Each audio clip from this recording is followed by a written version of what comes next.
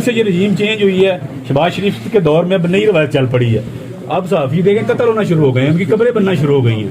ارشد شریف ہمارے سامنے زندہ مثال، ابھی اس کی قبر کی مٹی خشک نہیں ہوئی، یہ دوسری قبر تیار کرنے کی تیاری میں ہے.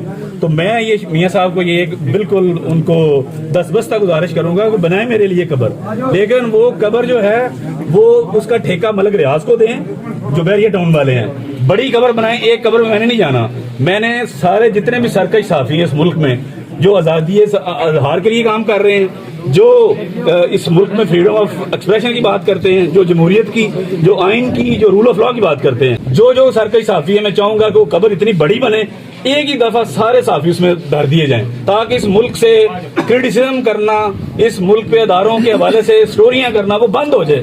ساروں کی سردردی اشرافیہ کی جو ہے اس ملک کی وہ ختم ہو جائے، پھر آرام سے یہ اپنا جو ہے نا وہ رہیں. ان 2 دنوں میں ایف آئی اے نے آپ کو کس طرح رکھا ہے؟ یہ کہنا تھا کہ لیپ ٹاپ کا جو پاسورڈ ہے وہ ہمیں چاہیے ہر صورت میں. نہیں، لیپ ٹاپ کا ان کو پتا ہے ایف آئی اے کو. میں ایف آئی اے میرا دوسرا گھر ہے، دوسری طرح سے میرا اتنا وقت جو ہے وہ اپنے گھر میں نہیں گزرتا جتنا ایف آئی اے کے آفس میں گزرتا ہے.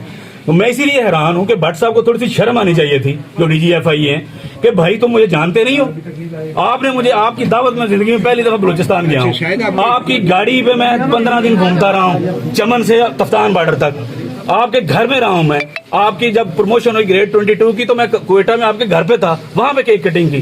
تو بٹ صاحب آپ کو تھوڑی شرم نہ آئی کہ آپ نے ایک صحافی کو دہشت گردوں کی طرح وہاں سے لاہور سے اٹھوایا؟ اور بھائی مجھے نوٹس ہی دے دیتے، میں لا ابائڈنگ سٹیزن ہوں، اور میں تو 15 سال ہو گئے رپورٹنگ کرتے ہوئے، میں تو بات ہی رول آف لا کی کرتا ہوں. شاید یہ کہہ رہے ہیں تو مجھے بلاتے اب میں آ جاتا، نہ آتا تو پھر آپ بھیجتے اپنی ٹیم، چھاپا مار ٹیم. یہ آپ پہ الزام لگا رہے ہیں کہ آپ نے پیسے دے کے ان لوگوں سے انفارمیشن لی ہے. یہ ایف آئی اے والوں کا یہ پرانا وتیرہ ہے. یہ اس طرح کے کاروبار ایف آئی اے والے کرتے ہیں، مخبروں کو پیسے دینے، سورسوں کو پیسے دینے. صحافی کا یہ کام نہیں ہے.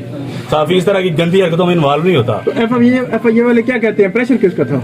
یہ ایف آئی اے والے سے پوچھیں، آپ کے پاس ہے، ان کے پوچھیں کون پریشرائز کر رہا ہے ان کو، کس نے کان کی پٹی. نہیں، مینٹل ٹارچر ضرور کر رہے ہیں کہ میں کنفیس کروں. بھائی میں کیوں کنفیس کروں؟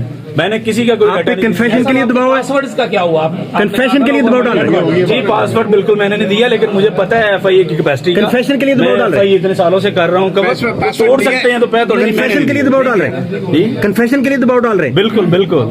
کیا کہتے ہیں وہ؟ بار بار یہی بات کر رہے ہیں کہ جی آپ دیں اس کا، آپ بیان دیں کہ آپ نے یہ ڈیٹا دیا ہے. بھائی میں نے ڈیٹا نہیں دیا، میں نے کیسے میں مانوں اس چیز کو؟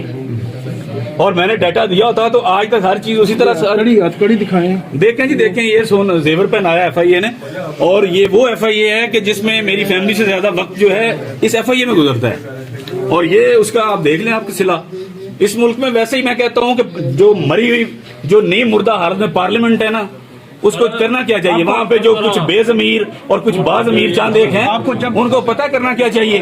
ان کو لا بنا دینا چاہیے کہ اس ملک میں صحافت تا حکم ثانی بند ہے، اس ملک میں صحافت نہیں ہو سکتی. اچھا، پارلیمنٹ کی بھی معلومات چھپی تھی، تو یہ جو اب معلومات ہے اس میں فرق کیا ہے؟ یہ ایف آئی اے والے کو پوچھیں، یہ ایف آئی اے والے کو پوچھیں کہ آپ ان کو کیا فرق نظر آیا؟ فائز عیسیٰ کیس میں سیم کیس ہے. جسٹس قاضی فائز عیسیٰ صاحب کے کیس میں دیکھیں، مجھے ایک اور اس پہ ڈیفینیٹلی بات یہ کرنی ہے کہ ہم صحافی جو ہیں ایک ایک کر کے قبروں میں جا رہے ہیں.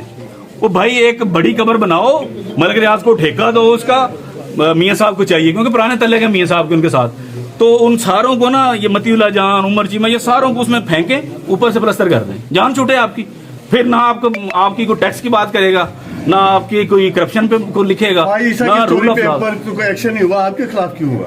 یہ ان کو پتا ہونا چاہیے جی ایف آئی اے والوں کو، کیونکہ میں اتھارٹی نہیں ہوں، میں تو رپورٹر ہوں. اٹھایا گیا تھا تو کس حالت میں اٹھایا گیا یہ بتا دیں صرف. میں ناشتہ کر کے اپنی 4 بجے میں بیٹھا ہوا تھا، جمعے کا دن تھا، کپڑے پریس ہونے کے لیے گئے ہوتے کیونکہ جمعہ ظاہر پڑھنا تھا.